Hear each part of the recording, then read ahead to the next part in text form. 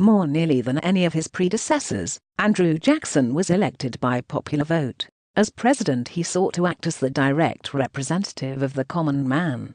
Born in a backwoods settlement in the Carolinas in 1767, he received sporadic education. But in his late teens he read law for about 2 years, and he became an outstanding young lawyer in Tennessee. Fiercely jealous of his honor, he engaged in brawls, and in a duel, killed a man who cast an unjustified slur on his wife Rachel. Jackson prospered sufficiently to buy slaves, and to build a mansion, the Hermitage, near Nashville. He was the first man elected from Tennessee to the House of Representatives, and he served briefly in the Senate. A major general in the War of 1812, Jackson became a national hero when he defeated the British at New Orleans. In 1824, some state political factions rallied around Jackson. By 1828, enough had joined Old Hickory to win numerous state elections and control of the federal administration in Washington. In his first annual message to Congress, Jackson recommended eliminating the Electoral College. He also tried to democratize federal office holding.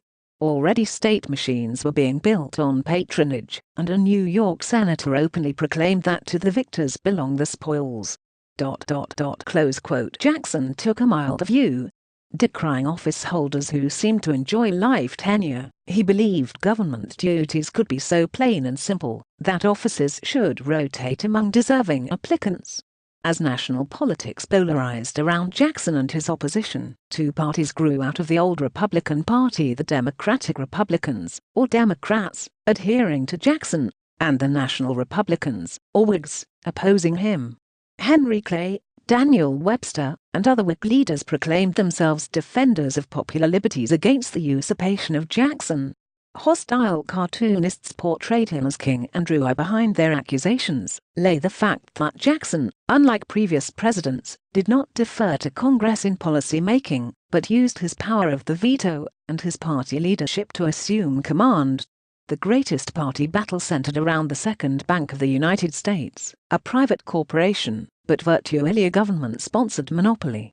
When Jackson appeared hostile toward it, the bank threw its power against him. Clay and Webster, who had acted as attorneys for the bank, led the fight for its recharter in Congress. The bank, Jackson told Martin Van Buren, is trying to kill me, but I will kill it. Jackson, in vetoing the recharter bill, charged the bank with undue economic privilege. His views won approval from the American electorate. In 1832 he polled more than 56% of the popular vote, and almost 5 times as many electoral votes as Clay. Jackson met head-on the challenge of John C. Calhoun, leader of forces trying to rid themselves of a high protective tariff. When South Carolina undertook to nullify the tariff, Jackson ordered armed forces to Charleston, and privately threatened to hang Calhoun. Violence seemed imminent until Clay negotiated a compromise. Tariffs were lowered, and South Carolina dropped nullification. In January of 1832, while the president was dining with friends at the White House, someone whispered to him that the Senate had rejected the nomination of Martin Van Buren as minister to England. Jackson jumped to his feet and exclaimed, "By the Eternal, I'll smash them."